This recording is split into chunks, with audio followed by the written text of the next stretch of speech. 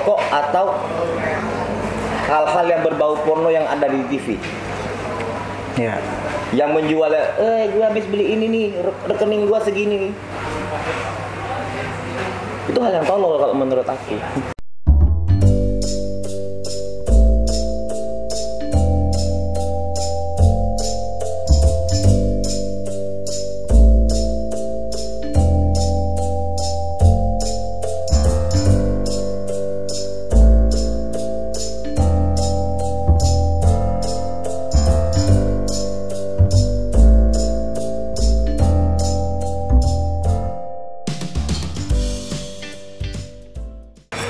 Ya, cakap buntal balik lagi.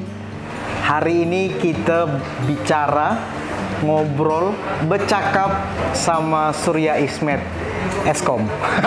Lengkap Eskom lagi ya. Surya Ismet, apa kabar? Halo Bang Edo, apa kabar? Baik, ya sehat ya? Sehat, alhamdulillah. Barusan bersin tadi? Barusan bersin ya? Ada, aku aman, aku percaya aman. Karena apa? Tadi datang sini udah pakai hand sanitizer dah. Ya, udah sesuai prosedur. Sesuai protokol kesehatan ya dah. Sesuai protokol kesehatan. Ngomong-ngomong pandemi ini ngapain aja nih? Berkebun. Ini menarik nih, sarjana komputer berkebun. Ya karena memang udah passionnya saya berkebun suka, ya? Saya sama suka sesuatu apa saja. Saya suka bercocok tanam. Terus selain itu jogging, olahraga. Oke. Rutin seminggu 4 kali, 5 kali. Nggak enak pula ini nengok badan aku.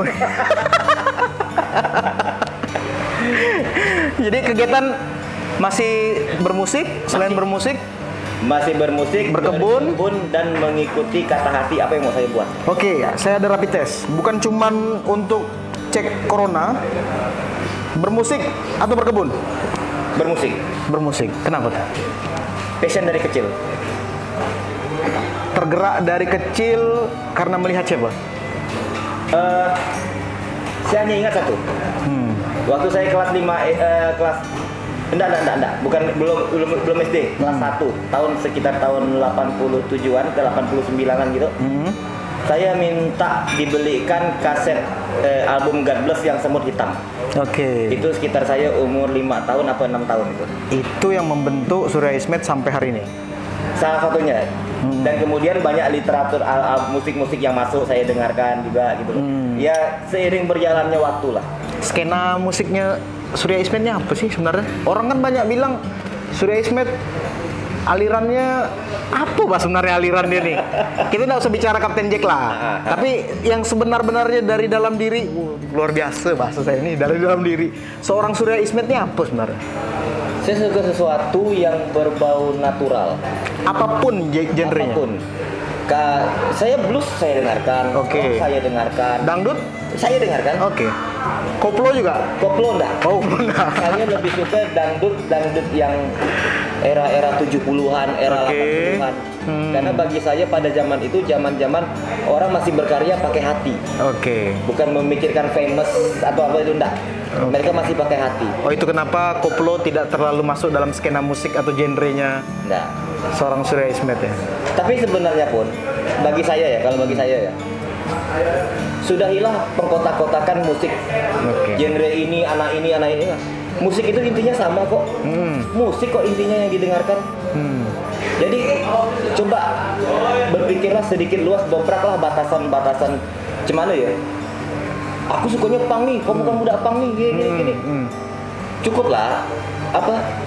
Mau sampai di mana frame berpikirnya? Apa cuma sampai di situ-situ ya? Artinya saya bicara itu karena saya sendiri mendengarkan semua aliran, semua jenis. Karena bagi saya yang saya dengarkan itu musik. Dan the real of life-nya memang seperti itu ya. Orang ya nggak tahu sekarang ya. Kalau dulu anak heavy metal aja bisa tidak teguran sama anak punk misalnya gitu.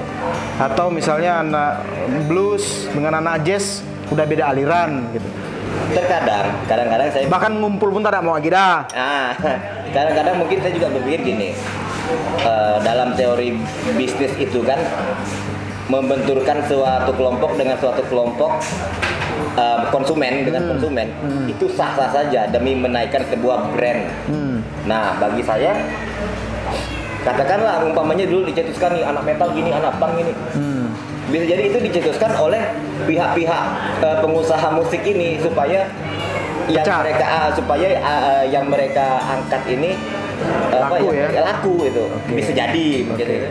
Makna mudeng kan maksud saya Iya. gitu. Iya, iya, Mungkin iya. jadi.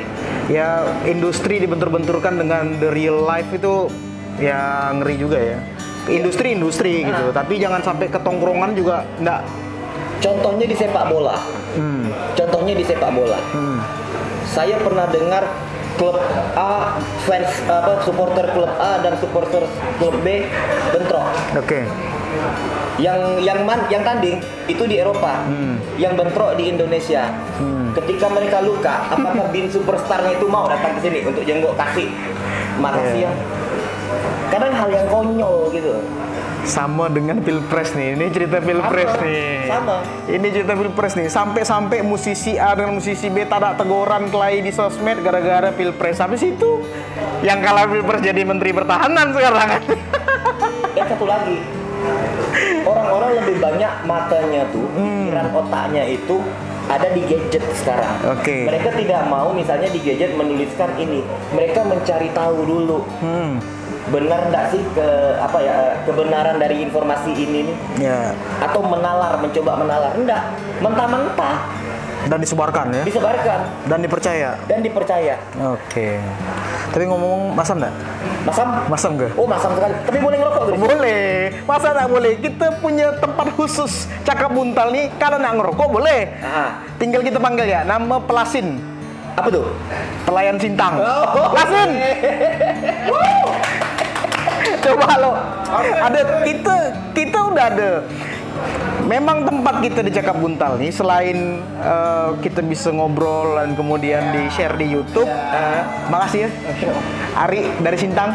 Iya. Kopi boleh nggak? Kopi boleh. Boleh. Yang punya kedai kopi nih. Juni. Itu udah dulu. Oh, udah ada ke? Kopi nih. Aku ngambil dari belakang ya lah. Oh, siap. Aku udah ngopi dari tadi dah.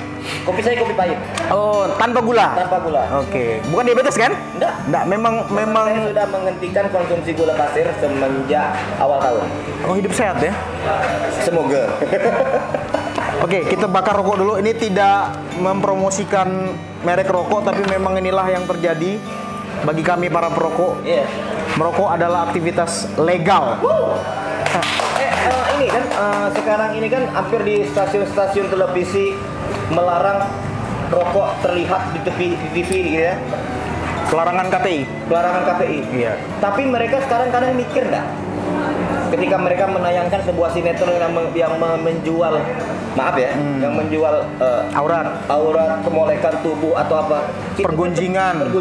itu kan terekam di dalam memori otak manusia yang nonton. Mereka mikir nggak sampai? Bahkan yang nonton anak-anak. Yang nonton anak-anak. Contoh udah viral nih, beberapa anak-anak main drama-dramaan yang kayak pura-pura hamil lah apa segala macam gitu. Itu dari mana contohnya? Kalau lihat dari TV, kenapa dibiarkan? Kenapa justru rokok yang dilarang? Oke, memang rokok tidak baik untuk kesehatan, Iya. ya. Katanya. Cuman mana yang lebih merekam yang terekam dalam otak manusia, rokok atau hal-hal yang berbau porno yang ada di TV? Iya. Yang menjualnya, gue habis beli ini nih, rekening gue segini nih. Itu hal yang tolol kalau menurut aku. Jadi poinnya adalah banyak hal yang orang selalu percaya bahwa itulah yang benar, belum tentu benar. Belum tentu benar. Persepsi orang sekarang ini sudah diarahkan menjadi pecandu informasi lewat gadget tanpa harus menggali lagi. Apa yang mereka lihat itulah yang benar. Oke. Terekam. Tapi ngomong-ngomong soal masa lalu nih, kangen Jogja enggak? Sangat kan? Enggak. Ente apa agak tertegun ketika saya sebut Jogja. Ada memori apa? Ya kita tahu bahwa Kapten Jack 99 bermula di Jogja seperti itu, kemudian terkenal juga bermulanya di Jogja seperti itu. Iya. Terlepas dari itulah, apa yang membuat Jogja dan Surya Ismet itu lekat? 16 tahun saya habiskan hidup saya di sana. banyak pelajaran yang saya dapat di sana. Jadi istilahnya saya berangkat ke Jogja di umur 18 tahun. Kemudian perlahan-lahan frame berpikir saya itu berubah, terbuka, ditempa di sana.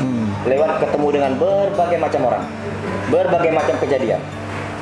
Yang akhirnya membuat, ya mungkin kalau di saya membuat saya ternyata kita kalau berpikir itu salah satunya ya, harus punya sikap, harus punya prinsip, dan bisa berpikir secara luas. Oke. Masih ingat nggak ciri-ciri orang Pontianak kalau di Jogja seperti apa? Sendal tatsing. Betul. Apa lagi? Bawa kue bingke. Spion pasola. Helm pasola. Helm pasola. Spion yang kecil tuh yang di bawah tuh. Nah. Itu orang-orang Pontianak aja tuh. Jadi dan satu lagi. Apa tuh? Enggak semua, tapi beberapa saya perhatikan. Itu ciri khas orang Pontianak lah. Apa kira-kira? Ketika tinggal di sana, mereka ngontrak dengan sesama budak Pontianak. Bontek. Saya udah praktikkan loh.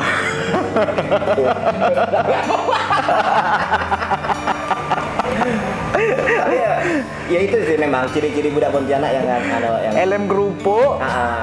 Terus talinya ditaruh di atas. Tali yang untuk di bawah nih. Ditaruh di atas, ke atas. Spion di bawah ini nih, di bawah digantungkan di tali gas tuh. Tali gas. Itu masih motor lama tuh. Sandal tatsing. Karena nggak ada, di sana selalu ada. Tatsing tak ada. Itulah ciri khas. Yang ada. Itu ciri khas orang Pontianak. Sama ini, plat tuh yang bawah tuh dibengkokkan. Nah, itu ciri orang Pontianak tuh. Jadi kalau mau tahu orang Pontianak yang ada di Jogja, cari ciri-ciri itu. Dulu ya, kalau sekarang mungkin helm kan udah helm SNI ya, helm yang sama satu lagi. Apa tuh? Plat motornya KB. Itu udah pasti lah ya. Itu udah pasti lah. Itu udah plat KB lah tuh.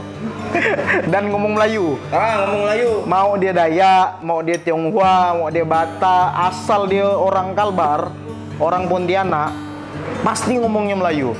Itu udah pokoknya 2 atau 3 orang udah ketahuan dah. Ini orang Pontianak pasti nih. Ini pasti udah ngomong Pontianak nih. Teka pesawat dari dalam gini nih sampai tepi jalan udah kedengaran dah. Jadi cerita-cerita itu tuh kangen dah. Pengen mengulang dah. Jelas pengen. Maksudnya ada kerinduan. Terlebih ya saya di Jogja, saya bisa dibilang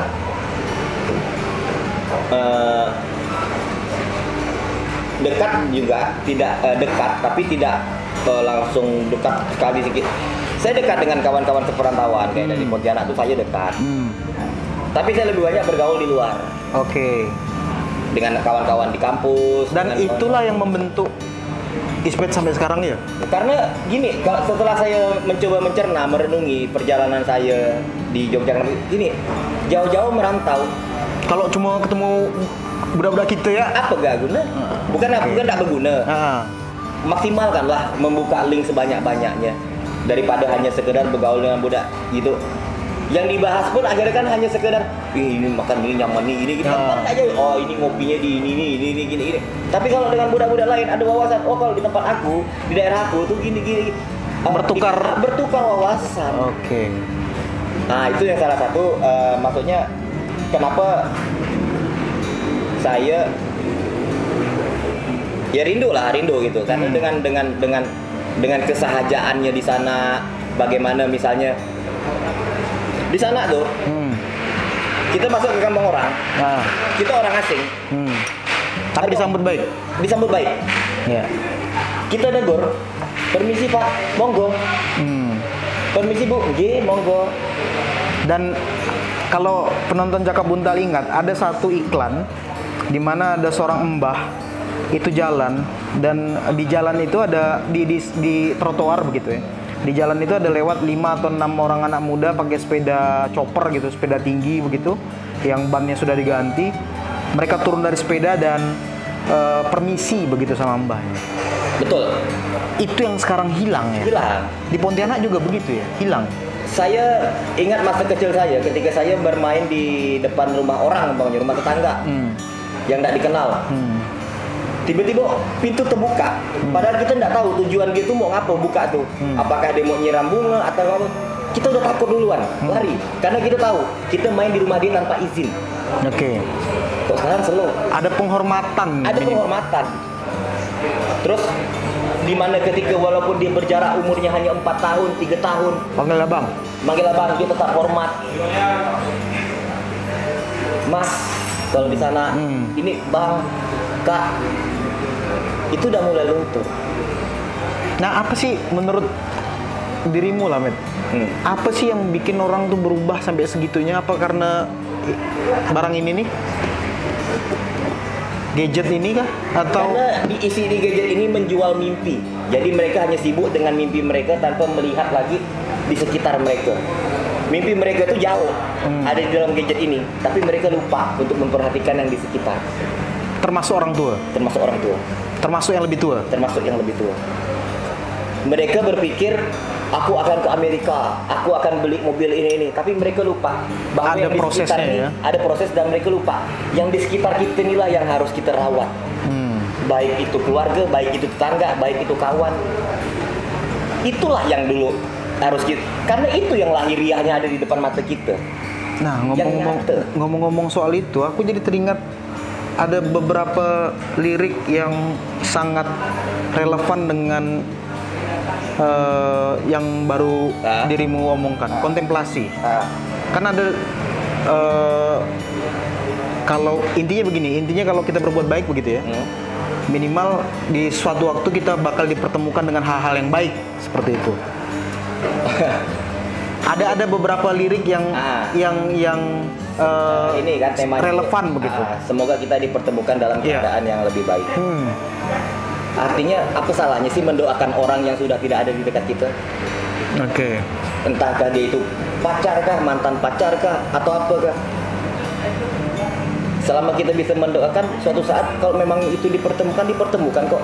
Dalam keadaan yang lebih baik itu kan konotasinya, maknanya macam-macam. Bukan hanya sekedar keadaan yang lebih baik yang sesuai dengan keinginan kita. Belum tentu. Baik menurut kita, Tuhan lebih tahu mana yang baik untuk kita. Dapat pelajaran banyak aku dari Ismet hari ini nih. Luar biasa. Ya, jadi katakan umpamanya gini. Kenapa saya nulis itu memang ada sebuah perjalanan hidup saya di situ kan. Nah, tapi itu bukan untuk seseorang ya. Itu memang tercipta untuk kerasnya kehidupan yang selama ini kita lupakan begitu. memang pada saat itu untuk seseorang. Oke. Tetapi di situ juga saya tidak tahu, saya akan nulis. Oke. Maksudnya saya dapat sebuah kalimat, saya tulis. Di situ saya hanya ingin mencoba menyampaikan sebuah pesan gini. Keinginan saya menurut saya baik, tapi ternyata jalannya seperti ini. Ya udah, semoga kita dipertemukan dalam keadaan yang paling baik. Entah dia bagaimana, aku bagaimana, itulah yang baik. Karena pada dasarnya kalau kita mau berpikir positif, semua hal-hal yang ada di dunia ini baik semua kok. Kalau kita mau berpikir positif loh. Cuman kadang-kadang kan emosi kita kan naik turun. Ya. Wajar, manusiawi. Tapi ngomong-ngomong, seorang Ismet ini ambisius nggak sih? Menurut Bang Edo? Ya terlepas dari apapun lah ya. Kalau menurutku ya wajar sih kalau seseorang ingin mencapai satu yang diinginkannya, dia harus ambisi. Bukan hal yang negatif. Tapi kalau menurutmu sendiri lah, Met, kira-kira contoh misalnya kontemplasi yang dirimu ciptakan menjadi single yang cukup terkenal di 2018, kemudian 2019 orang kembali mendengarkan, bahkan ada orang yang bikin reviewnya di blog seperti itu. Kira-kira menurutmu itu menjadi titik tolakmu untuk bersolo karir, atau itu ambisimu yang selama ini tidak bisa disalurkan? Gini, itu bukan, bisa dikatakan bukan ambisi. Itu juga, ya anggaplah itu murni karya, luapan ego dan murni karya, benar, dan luapan ego. Karena ketika aku di band, aku harus menyesuaikan, nggak mungkin aku memaksakan egoku di situ. Tapi ketika di luar, aku harus punya konsep yang beda juga, yang sesuai dengan apa yang aku senang, yang aku suka gitu loh, yang aku suka. Dan pada saat aku menulis itu, aku nggak berpikir, aku cuma nulis. Aku hanya dia mau meledak ke mau apa, urusan nanti lah ya. Urusan nanti. Satu. Yang kedua, aku tuh lebih suka berprinsip seperti ini. Kalau awamnya orang bilang tuh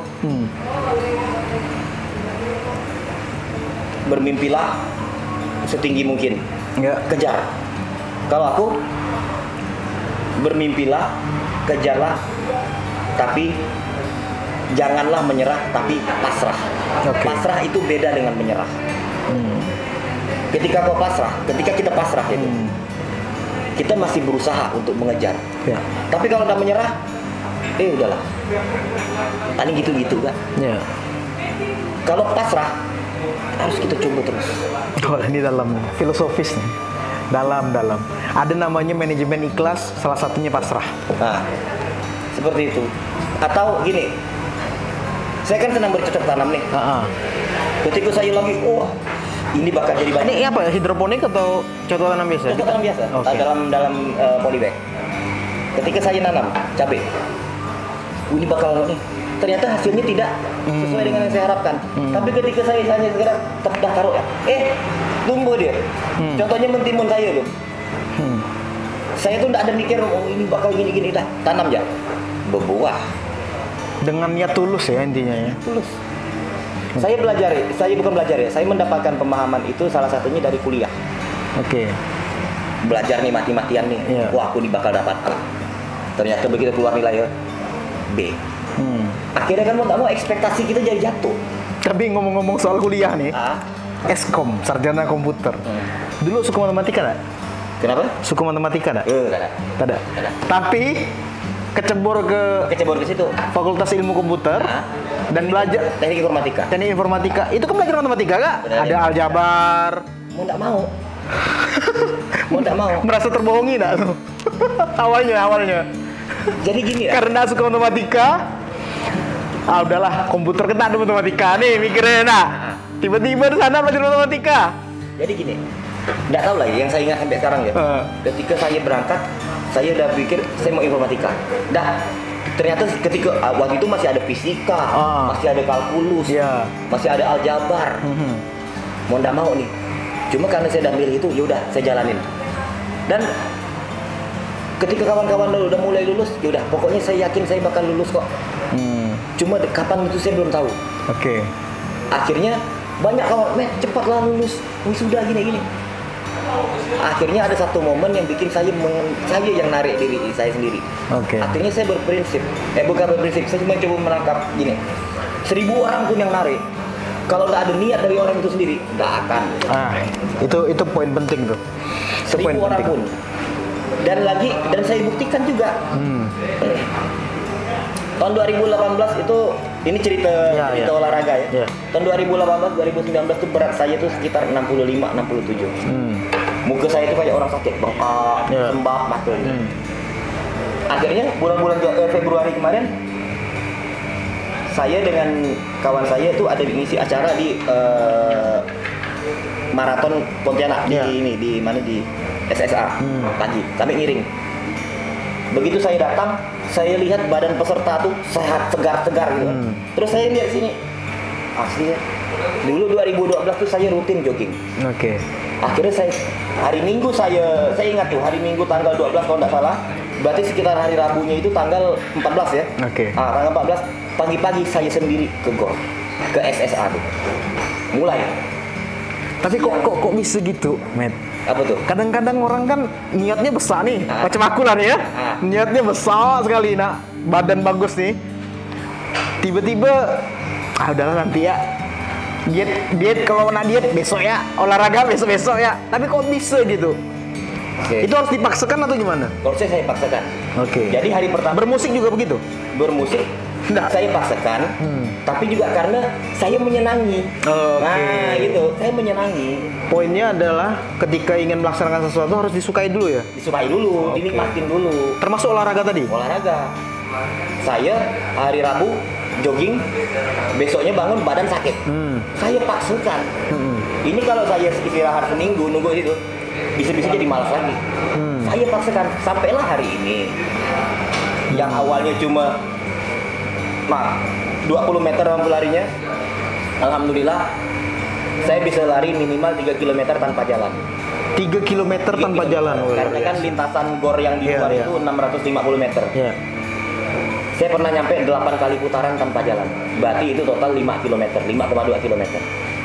Tanpa jalan, itu lari terus. Luar biasa. Yang awalnya push up saya hanya 10, akhirnya saya bisa nyampe kadang-kadang 4 set itu total 100.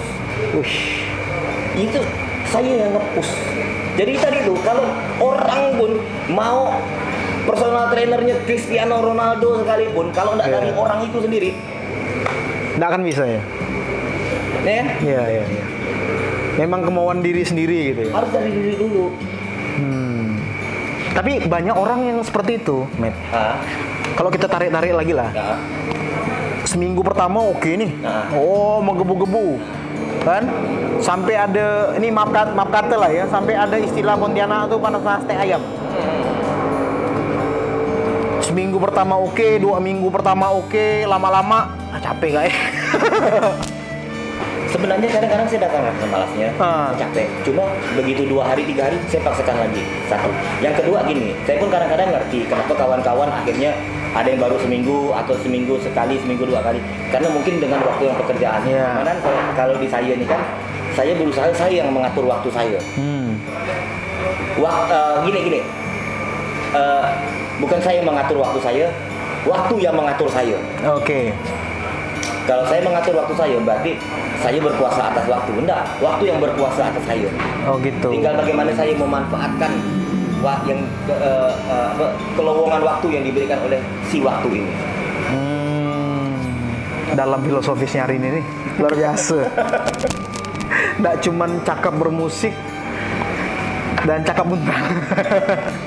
Tapi juga punya satu filosofi yang bisa kita petik gitu. Jadi ketika orang malas tuh,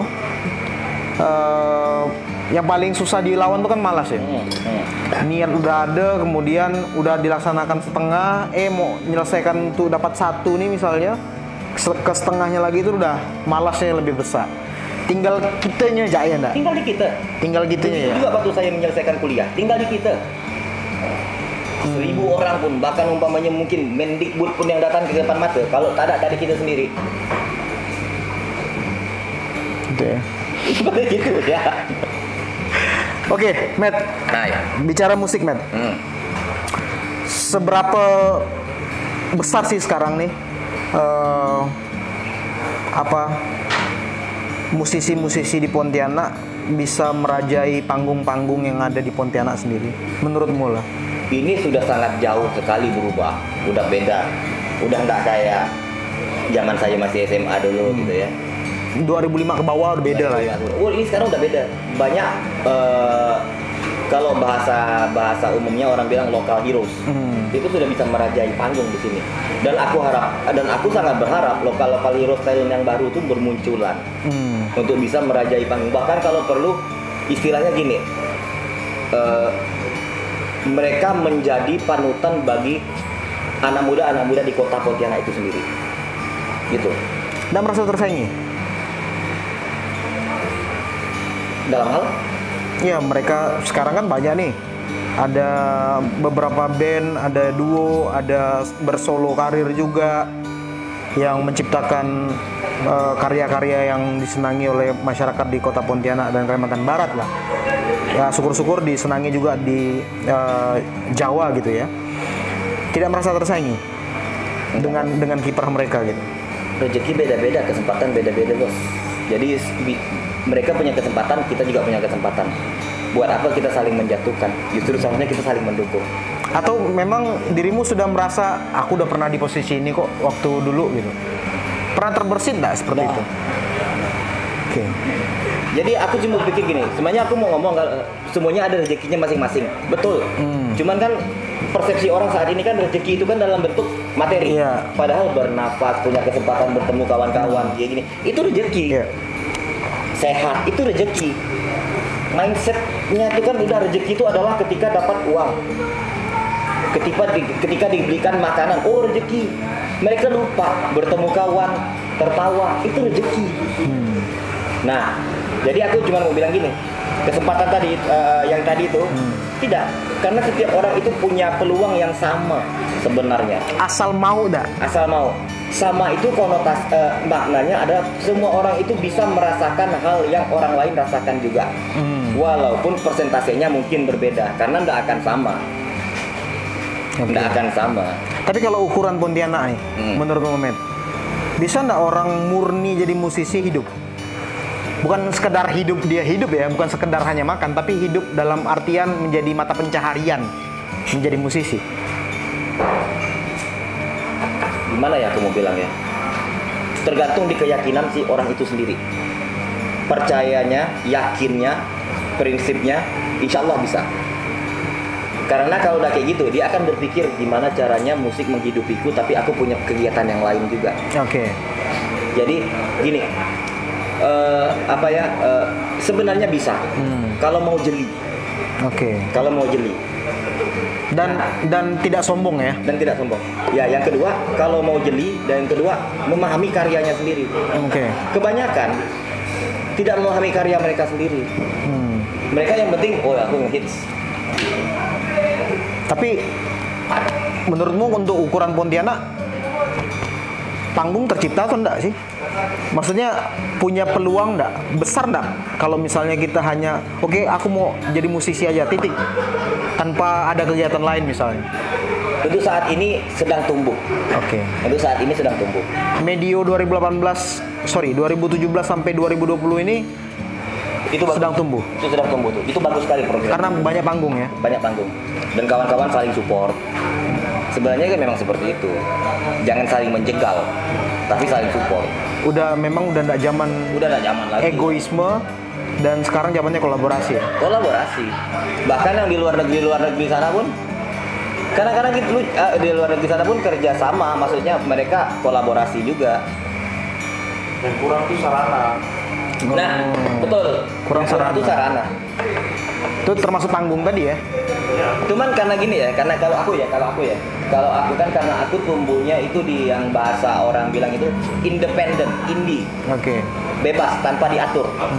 Jadinya kalau di persepsi aku ya selama kau mau, nggak perlu kau tergantung sama intinya gini, usahakan dulu. Baru orang akan melek. Tapi indie juga kompromi kan? Tergantung. Ada indie yang mempertahankan prinsip, ada pola pikir indie yang mempertahankan prinsip, ada juga yang kompromi. Tapi kalau dirimu di bagian mana? Tengah-tengah. Agak bingung tuh antara prinsip, kompromi, tengah-tengah tuh gimana? Gini. Prinsip mungkin dalam hal karya. Kompromi ketika kita diminta untuk menyajikan. Menyajikan dalam bentuk live show umpamanya. Karena kita harus mikir ada orang-orang di belakang layar juga nih yang hidup dari kita, yang kita bawa. Itu soundman. Ada ya tim lah ya. Kru harus kita pikirkan. Disitulah nilai apa ya, nilai doanya tuh ada di situ. Ketika kita menyenangkan orang akan mendoakan kita. Udah, intinya itu. Kita balik ke cerita kehidupan seorang musisi nih. Seorang Surya Ismet, ridersnya apa sih kalau manggung? Nggak ada. Serius nggak ada? Nggak ada. Saya cuma minta satu. Waktu di Kapten Jack juga ada? Nggak ada. Tapi cuma minta ando basah? Ando kering. Udah. Rokok enggak? Kopi di booth gitu enggak? Enggak ada. Kami ada minta gitu. Kalau Hando tuh ya kebutuhan habis manggung keringat. Itu aja. Alat-alat harus alat ini gitu. Enggak.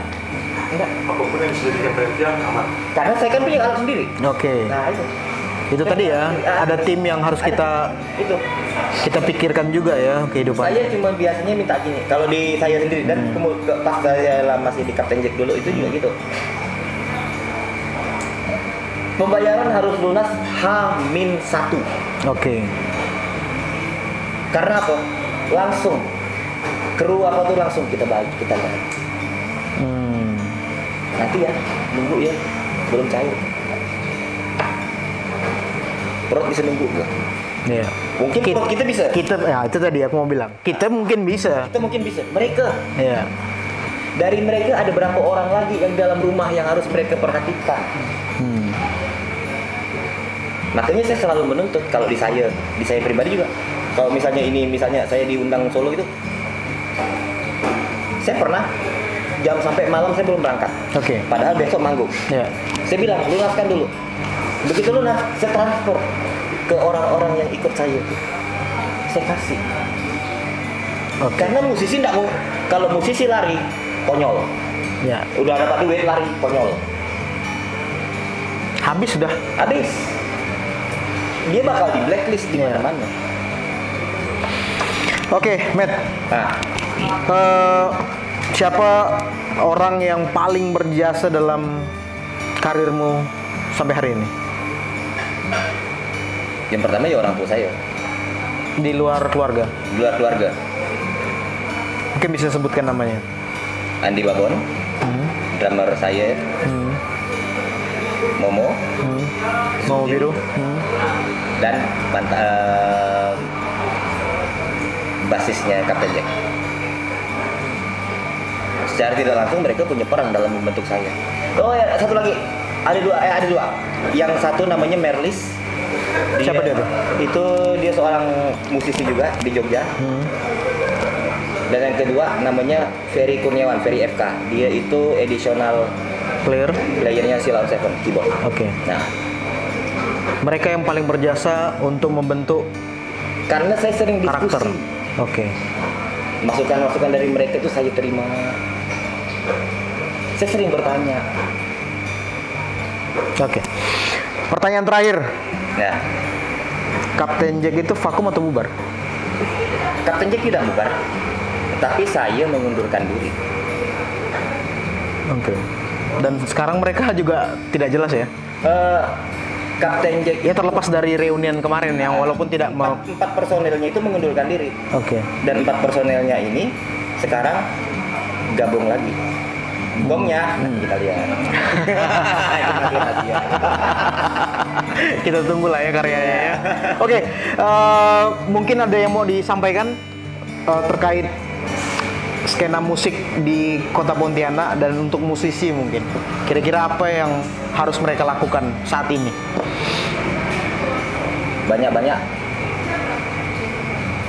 membaca, banyak-banyak membaca, bukan arti dalam arti membaca teks juga ya, Iya. tapi membaca Termasuk situasi ya? situasi, membaca dan membaca di diri. Oke. Terus silahkan bermimpi, gratis kok. Oke. Tapi dari pasrah, jalanin. Karena nasib kita tidak akan pernah ada yang tahu. Ya. Saya aja tidak pernah nyangka kok. Tujuan saya awal kuliah ke Jogja, ujung-ujungnya ngeband. Dan syukurnya selesai kuliah. Alhamdulillah. Oh iya, tambah satu lagi. Kalau memang masih ada kesempatan untuk menyelesaikan kuliah, selesaikanlah. Karena itu bentuk tanggung jawab kepada orang tua. Oke. Karena membalas jasa orang tua, jangan ngimpi. Yang menyelesaikan kuliah itu tuh hanya seper. Nggak akan mampu. Tapi apa yang bisa bikin mereka senyum? Satu lembar sertifikat itu ya. Oke. Setelah itu mau jadi apa terserah. Oke, thank you Surya Sama-sama. Ismet. Edo. Itu tadi cakap buntal bersama Surya Ismet, ex keyboardisnya Kapten Jack yang sekarang sudah jadi solois dengan singlenya Kontemplasi. Iya. Dan gini sih, dan ngeband lagi. Dan sekarang mau ngeband lagi, nanti kita tunggu aja waktunya. Sekali lagi thank you udah datang di Cakap Buntal di kedai Opini Jalan Putri Daranante nomor 4. Kopinya enak kok. Kopinya enak, yang Kerupuk bikin juga enak. yang Mas Ari. yang bikin juga ya gitulah. Oke, thank you. Dan kita sampai jumpa di sejumlah cakap-cakap yang lainnya bersama narasumber yang oke. Kita buka paradigma yang lain di Cakap Buntal. Ciao. Thank you ya. Thank you. Sama-sama. Sip.